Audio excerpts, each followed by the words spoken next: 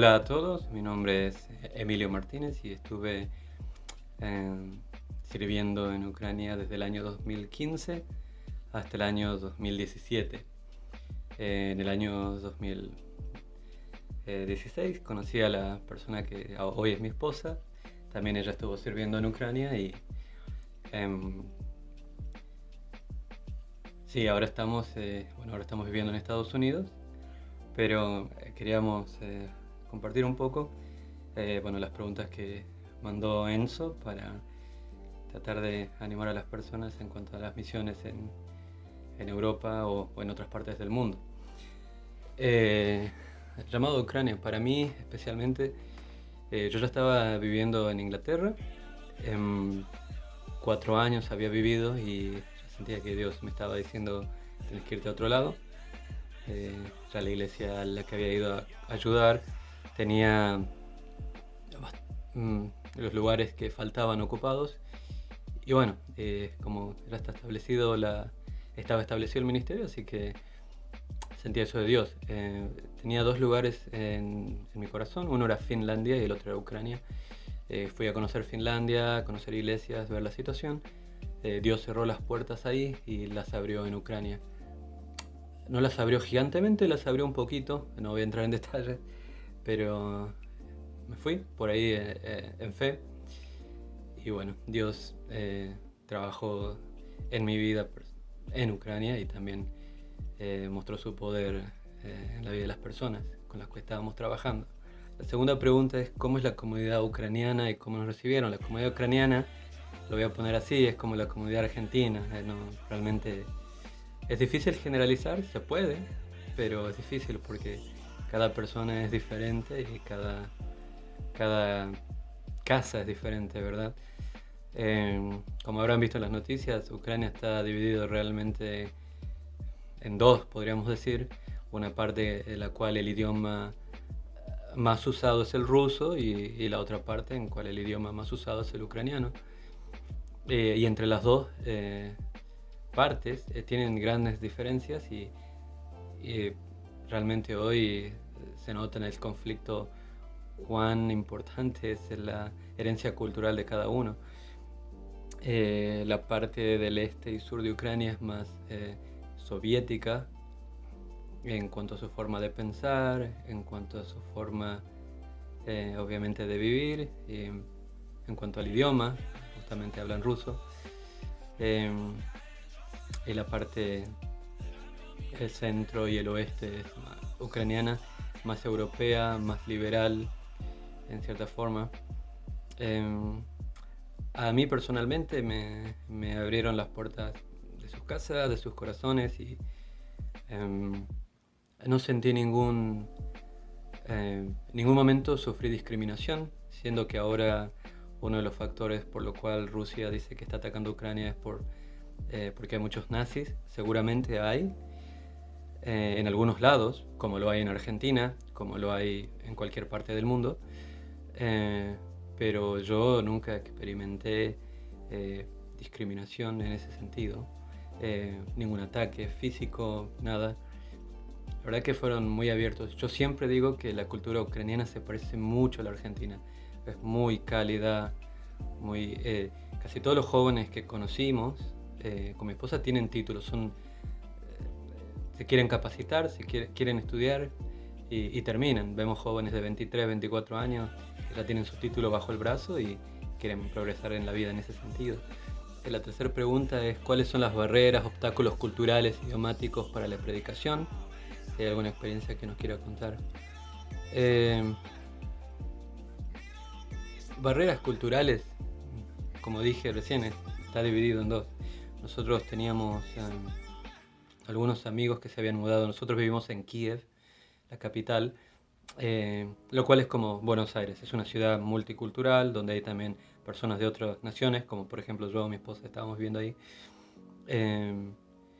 Barreras culturales hacia la predicación es una, obviamente no vamos a poner un ejemplo de que es algo típico. Yo soy de Jujuy, algo típico de Jujuy para dar un ejemplo ahí no funcionaría, al menos que dé un trasfondo mucho más largo.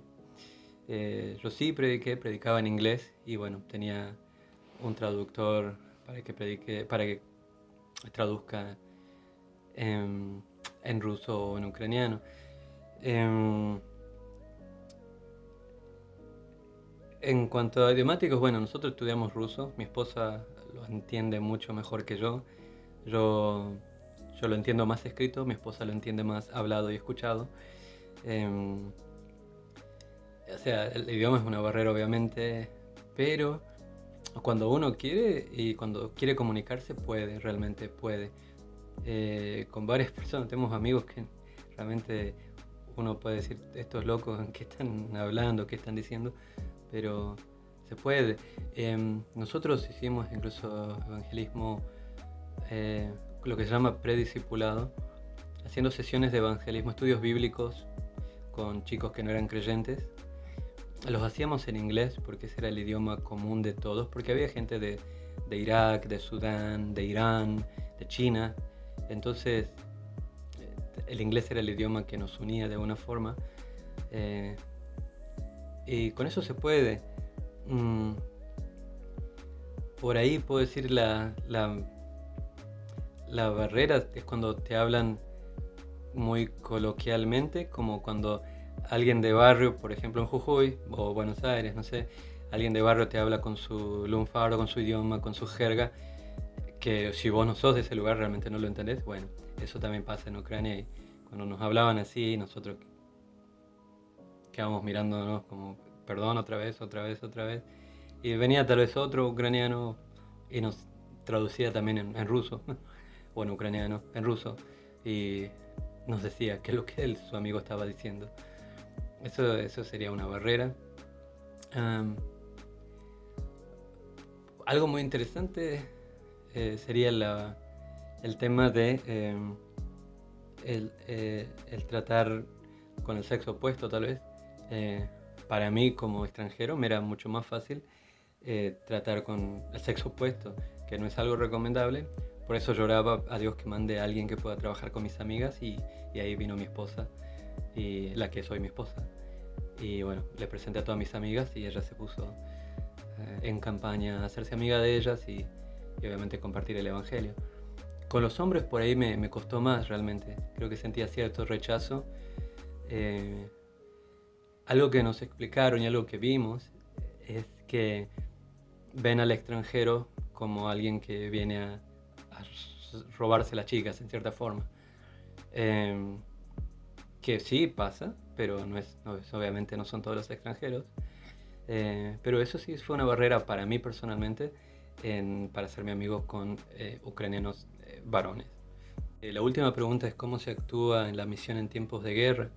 La verdad que eso, bueno, la guerra en sí empezó en el 2014, que es justamente el año donde yo pude ir a visitar Ucrania por primera vez y ver los tanques en la calle, ver autos quemados, militares por todos lados. Fue algo que nunca había vivido en mi vida, que aún no se compara a lo que está hoy en día ocurriendo en Ucrania.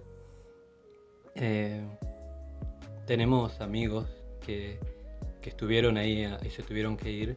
Estamos en contacto y bueno, las historias son muy diferentes, muy, muy difíciles de contar, muy tristes. Nosotros, ¿cómo puedo decir? En el tiempo que estuvimos hay que tener cierta sensibilidad porque no todos los rusos están de acuerdo con esta guerra. No todos los ucranianos están de acuerdo con esta guerra. Algunos ucranianos sí están a favor de que Rusia entre. La mayoría de los ucranianos no está a favor de eso. ¿Cómo se predica en tiempos de guerra? Creo que la cuestión es tratar de no buscar un enemigo en el que tenés al lado. Sí, entendemos que en Rusia los gobernantes o el gobernante principal, el presidente, declaró esa guerra y obviamente los militares, los subordinados, los generales están a favor de la misma, pero las personas, incluso aquí en Estados Unidos conocimos refugiados rusos que se escaparon porque estaban en contra de la guerra y los empezaban a buscar, a maltratar en sus propias casas, departamentos, así que tuvieron que huir. Em, no tenemos experiencia ahora mismo, pero nuestra iglesia acá en Estados Unidos ha hecho viajes a países limítrofes como Polonia, Rumania y Moldavia para ver cómo se puede apoyar ahora a los ucranianos. La verdad que se necesita ahora un montón de consejería, porque si bien en Argentina obviamente hay traumas infantiles, hay abusos, creo que hasta ahora no hemos visto, al menos no es la generación de ahora, o la generación pasada, mis padres por ejemplo, no vieron nunca que te estén bombardeando la casa, que caiga un misil en la casa de tu vecino, ver a tu papá muerto, a tu hijo muerto, las violaciones en masa. Esas cuestiones no las hemos vivido y es algo que se necesita ahora, compartir el evangelio y consejería. Tenemos unos contactos allá que están en Ucrania ahora mismo, que van a buscar personas para evacuarlas. Estos son cristianos, van a buscar personas a lugares complicados, y mientras van en el camino obviamente les dan pan, les dan agua, porque las personas a veces no toman agua por 2 días, 3 días, o no comen, o toman agua sucia, contaminada. Entonces estas personas les dan agua, comida, y mientras van en una furgoneta, en una van, les van compartiendo el evangelio, y son historias difíciles de escuchar, ¿verdad? Creo que se podría hacer de Argentina, si bien no está en la pregunta, es orar se necesita mucha sanidad en los corazones de tanto los ucranianos como los rusos y de las personas que estaban viviendo en Ucrania en ese tiempo. Tenemos amigos extranjeros que tuvieron que irse de Ucrania. Nos duele mucho pensar en los afganos que, recuerdan el año pasado, hubo afganos saliéndose de Afganistán, cayeron en Ucrania y terminaron en otra guerra y están atrapados porque no tienen papeles, no pueden salir de Ucrania, así que están en Ucrania, en otra guerra que no quisieron, en un país donde no hablan el idioma, donde no entienden la cultura, así que es bastante difícil también por eso. Y si pudieran orar por eso, sería espectacular. Una última cosa que quisiera compartir. Sé que esto era sobre Ucrania, pero a mediados de octubre voy a estar yendo con 2 hermanos más al país que se llama Tayikistán. Pueden buscarlo en el mapa. Tayikistán está arriba de Afganistán. Vamos a ir por 10 días a explorar oportunidades y ver cómo se puede ayudar a los hermanos ahí, qué posibilidades hay de que alguien vaya ahí, qué posibilidades hay de ayudar de alguna forma, sea con dinero, sea con entrenamiento. Hablábamos con este hermano con el que vamos a ir el miércoles hablábamos, y me contaba que justo ese día o el día anterior la policía había ido a una de las iglesias que está en el sur, justamente cerca de Afganistán, y confiscó toda la literatura cristiana, cerró las puertas de la iglesia, rompieron las sillas y demás, y dijeron que no se pueden reunir en ese lugar ahora los cristianos. Tayikistán es un país musulmán, ha recibido un montón de afganos por el tema de lo que pasó en Afganistán el año pasado, así que es un país pobre, es un país ex soviético, así que si quieren buscar información ustedes sería lindo, y sería lindo que estén orando por ese viaje. Es en octubre, 19 al 29 de octubre, todavía falta, pero si Dios quiere estaremos yendo y viendo cómo se puede ayudar, cómo se puede colaborar en esos lugares. Agradezco mucho este tiempo, perdón la tardanza, perdón, la verdad que acá la vida es bastante loca también, así que más con 2 nenitas chiquititas que tenemos acá corriendo por todos lados. Ahora sí me puedo hacer este tiempo para hacer estos videos. Que agradezco la invitación a Enzo, y bueno, estamos a disposición. Lamentablemente no tenemos todo el tiempo, pero cuando tenemos preguntas las respondemos. Cuando tenemos el tiempo las vamos a responder. sino que nos cuesta ahora hacernos ese tiempo. Un abrazo grandote.